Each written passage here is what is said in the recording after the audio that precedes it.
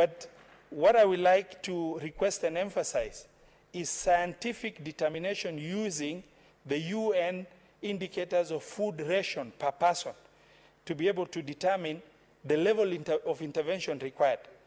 More than half the livestock in the ASALs have gone. That means more than the pastoralist communities will not be able to cope even if we receive rain, because their mainstay or the dependency in terms of livelihood has been pastoralism.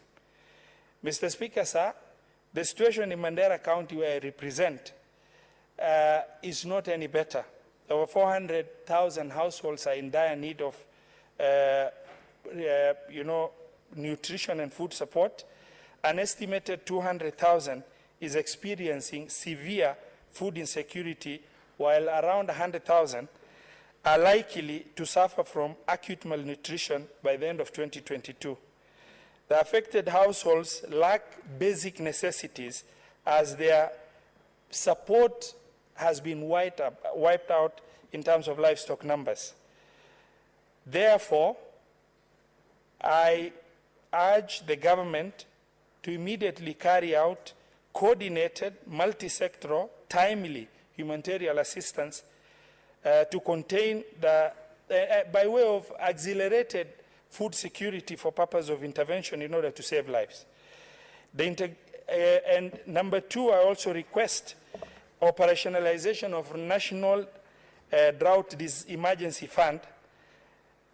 I also want to request implementation of blanket intervention where the situation can be tamed.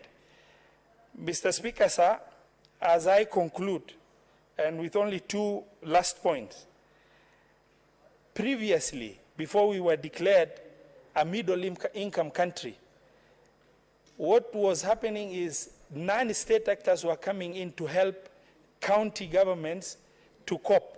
But after we've been declared middle-income country, the non-state actors can only intervene after declaration of drought as national emergency.